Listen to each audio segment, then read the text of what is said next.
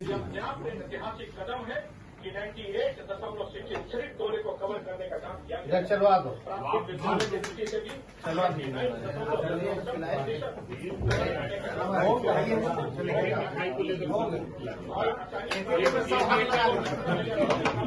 विद्यालय को विद्यालय भवन के विरुद्ध जनता सुनना चाह रही है। आप लोग ये 4 विधायक है, चारों विधायक शामिल हो गए हैं इनके ऐतिहासिक कदम है कि 98.66 दौरे को कवर करने का काम किया गया। चलवा दो प्राथमिक विद्यालय की दृष्टि से भी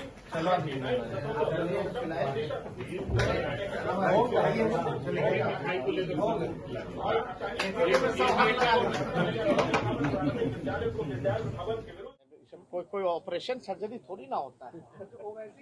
ये सब देखिए, कोई सर्जरी ऑपरेशन नाम, भाई हम लोगों की क्या ताकत है जो बीजेपी की है, उस हिसाब से ये तो एक विचार की लड़ाई में विचारधारा से जो लोग जुड़े हैं, जो जनता की मांग है उससे ये लोग आए हैं, जो समय की मांग थी उससे जुड़े हैं। वरना आप तो जानते, हम तो विपक्षी दल हैं, लेकिन फिर भी बिहार की जनता ने महागठबंधन को जनादेश दिया। वो अलग बात है कि चोर दरवाजे से कोई सरकार आई और बनी, लेकिन इतना मजबूत विपक्ष बेईमानी के बाद भी हम लोग इतने मजबूत हैं कि लगभग जो है ज्यादा दूर नहीं है सत्ता से। फिर भी हम लोगों को सत्ता का लालच नहीं है, लोभ नहीं है, औरों को होता है और है भी, वो दिखता भी है, छलकता भी है, लेकिन हम लोगों को इतना रसाकसी में भाजपा जदयू आपस में लड़ रहा है, फिर भी बेइज्जत कर रहे हैं एक दूसरे को, फिर भी बने हुए साथ। ये दिखाता है कि कितना सत्ता का लालच है, लोभ है। लेकिन हमारी लड़ाई चलती रहेगी, एक विचार की लड़ाई है और पूरे देश में 2 विचारधारा है और 2 विचारधारा के बीच लड़ाई है। और लड़ाई जो अहिंसा में विश्वास करता है, जो अमन चैन भाईचारा में विश्वास करता है, जो देश का उत्थान में विश्वास रखता है, विकास में विश्वास रखता है, जीत उसकी होगी। जो नफरत की राजनीति करते हैं, झूठ बोलने का फैक्ट्री जिन लोगों ने खोल रखा है, जो मैन्युफैक्चर। नमस्कार, मैं हूं निरंजन कुमार और मेरे इस यूट्यूब मंच पर आप सभी का स्वागत है। बिहार की राजनीति में आज एक जबरदस्त खेला हुआ है और ये खेला किसी और ने नहीं किया है, बल्कि आरजेडी के नेता तेजस्वी यादव ने किया है। और उन्होंने जो गेम किया है, इसकी कानो कान खबर न तो बिहार की जो सत्तारूढ़ पार्टी है जनता दल यूनाइटेड और बीजेपी उनको लगी, और न ही AIMIM के मुखिया असदुद्दीन ओवैसी को लगी। और चुपचाप तेजस्वी यादव ने एक ऐसा गेम कर दिया, एक ऐसा कांड कर दिया जिसकी कल्पना बिहार के किसी भी राजनीतिक दल ने नहीं की थी। दरअसल हुआ क्या है वो जान लीजिए। आरजेडी के जो अभी नेता हैं तेजस्वी यादव, उन्होंने क्या किया कि बिहार के जो MIM के जो मुखिया हैं असदुद्दीन ओवैसी, उनकी पार्टी के 5 विधायक हैं बिहार में, और उस 5 में से 4 विधायकों आरजेडी के जो नेता हैं तेजस्वी यादव, उन्होंने तोड़ करके अपनी पार्टी में यानी कि आरजेडी में उन्होंने शामिल करवा लिया है। और विडंबना देखिए कि इसकी कानो कान खबर न तो वहाँ पर सत्तारूढ़ पार्टी को लगी, न नीतीश कुमार को लगी, न बिहार बीजेपी के किसी नेता को लगी, और न ही AIMIM के मुखिया असदुद्दीन ओवैसी को लगी। और ये सब चुपचाप ऐसे हुआ जिसकी भनक जो है किसी को नहीं लगी। और आज 4 नेता जो हैं AIMIM के, उन्होंने आरजेडी ज्वाइन कर लिया। अब देखिए 2020 के जो चुनाव हुए थे, उस समय में जो रिजल्ट आए थे उसके समीकरण क्या थे वो देख लीजिए। 2020 में जब चुनाव हुए थे विधानसभा के, बिहार विधानसभा के, उस समय में आरजेडी सबसे बड़ी पार्टी बनकर के उभरी थी। उसके 75 विधायक हुआ करते थे और उस समय में बीजेपी के 74 विधायक थे, यानी कि दूसरी सबसे बड़ी पार्टी बिहार में बीजेपी थी। और तीसरी जो सबसे बड़ी पार्टी थी वो जनता दल यूनाइटेड थी, जिसके 43 विधायक हुआ करते थे। अब क्या हुआ, जब सरकार बनाने की जब बात आई तो आरजेडी सबसे बड़ी पार्टी होने के बाद भी उसकी सरकार नहीं बनी, और वहाँ पर बीजेपी और जेडीयू ने आपस में गठबंधन करके और बिहार में सरकार बना ली। इस तरह से क्या हुआ कि बिहार में सबसे जो बड़ी पार्टी थी आरजेडी, वो सरकार बनाने में नाकामयाब हो गई। अब इसके बाद क्या हुआ कि नीतीश कुमार को भी बहुत बड़ा नुकसान हुआ था। उसके 100 से ऊपर विधायक हुआ करते थे कभी, और वो सिमट करके 43 पे आ गए। तो नीतीश कुमार ने भी अपना जनाधार बढ़ाया, 43 से आज उनके पास 46 विधायक हैं। उन्होंने क्या किया कि इन सालों में एलजेपी के एक विधायक, बीएसपी के एक विधायक और एक निर्दलीय थे, उनको तोड़ करके अपनी पार्टी में उन्होंने शामिल करवा लिया। इस तरह से क्या हुआ कि जेडीयू का जो विधायक जो था 43, वो बढ़ करके 46 पर आ गया। इसके बाद क्या हुआ, बीजेपी ने भी अपने विधायक में उन्होंने बढ़ोतरी की। उन्होंने क्या किया कि उनके 74 विधायक हुआ करते थे, और उस समय में राज्य की दूसरी सबसे बड़ी पार्टी थी बीजेपी। तो बीजेपी ने क्या किया कि अपने ही जो गठबंधन के सहयोगी थे, उनके वीआईपी यानी कि विकासशील इंसान पार्टी के जो विधायक थे, उनके 3 विधायक को उन्होंने तोड़ दिया और 74 से वो 77 पहुंच गए। इस तरह से क्या हुआ कि बीजेपी सबसे बड़ी पार्टी बिहार में हो गई और दूसरी सबसे बड़ी पार्टी हो गई आरजेडी। इसके बाद क्या हुआ, जब बिहार में उपचुनाव हुए तो बोचहा में जब उपचुनाव हुआ, मुजफ्फरपुर के बोचहा में, तो वहाँ पर एक सीट पर चुनाव जो हुई थी, उस सीट पर महागठबंधन को जीत मिल गई, यानी कि आरजेडी को जीत मिल गई। और इससे क्या हुआ कि उनकी पार्टी के विधायकों की संख्या 75 से बढ़कर 76 पे हो गई। अब क्या हुआ कि अभी का जो समीकरण हुआ है, उस समीकरण में क्या है, जब 4 विधायक और उनकी पार्टी में शामिल हो गए, यानी कि आरजेडी में शामिल हो गए हैं, तब इससे क्या हो गया है कि आरजेडी बिहार की सबसे बड़ी पार्टी हो गई। अब 76 से वो 80 पहुंच गए हैं। वो 80 पहुंच जाने के बाद बिहार की सबसे बड़ी पार्टी आरजेडी हो गई है, दूसरी पार्टी बीजेपी है, और तीसरी जो सबसे बड़ी पार्टी है वो है वहाँ पर जनता दल यूनाइटेड।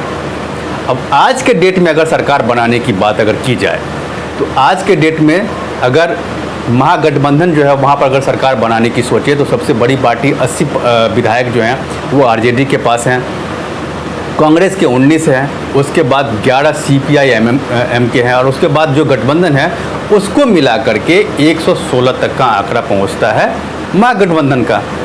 जबकि बीजेपी और जेडीयू आपस में मिला करके वो सरकार चला रहे हैं वहाँ पर। अभी भी अगर गठबंधन की अगर बात करें, महागठबंधन की अगर हम बात करें, अगर वो सरकार बनाना चाहती है, तो वो अभी मतलब जो बहुमत का जो आंकड़ा है 122 का, 122 विधायक अगर आपके पास है तो आप सरकार बनाने के लिए दावा ठोक सकते हैं। तो इस आंकड़े से 6 विधायक जो है वो आरजेडी दूर है, और जबकि जेडीयू की सरकार वहाँ पर चल रही है।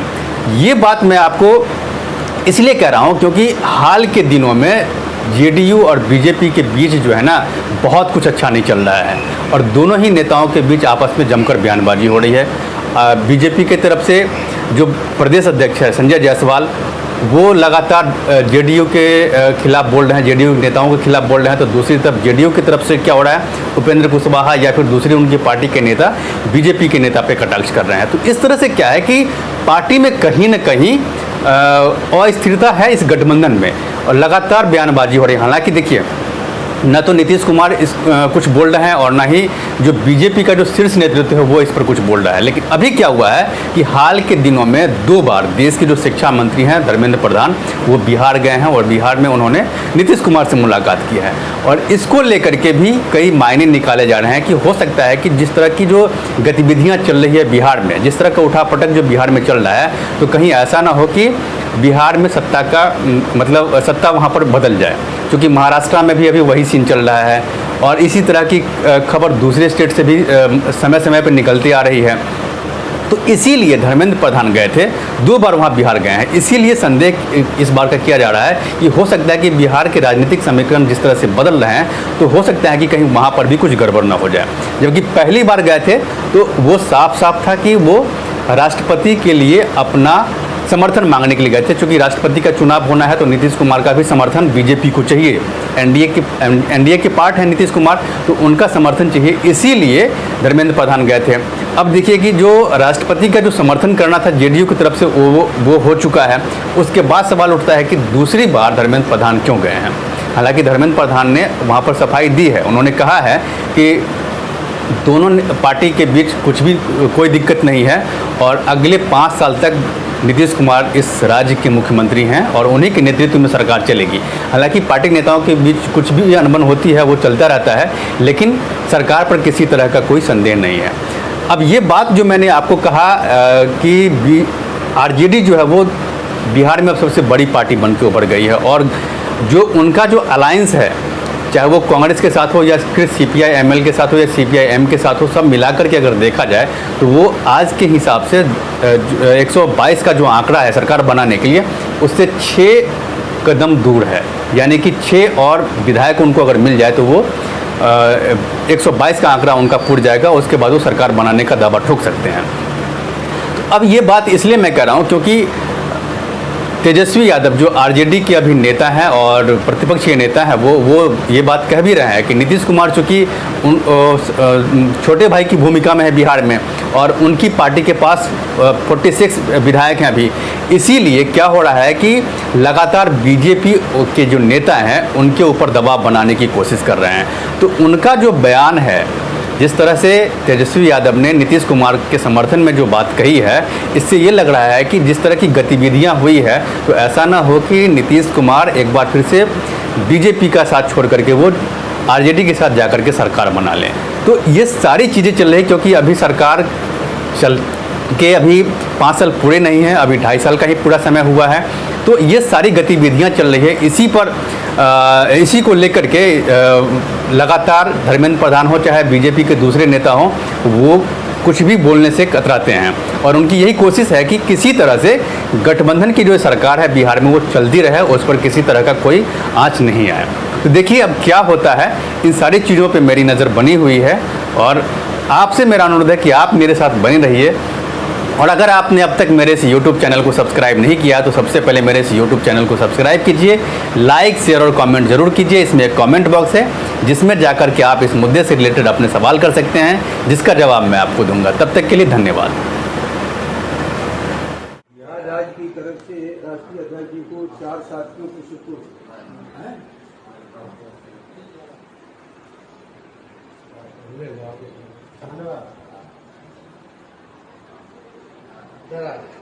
आज इधर आ जाइए, 2 इधर आ जाइए, 2 इधर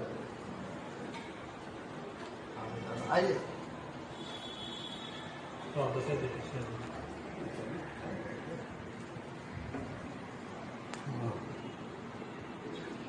थोड़ा शॉर्ट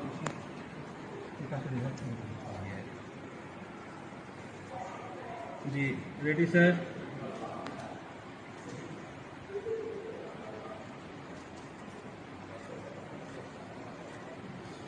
ठीक।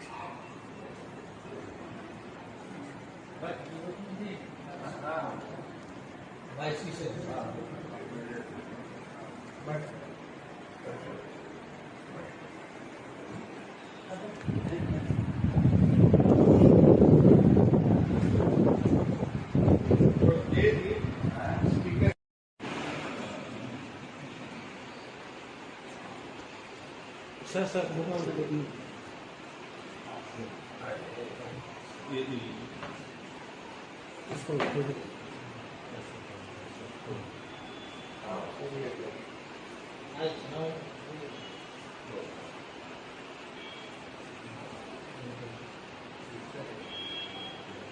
उधर होकर सर घूम के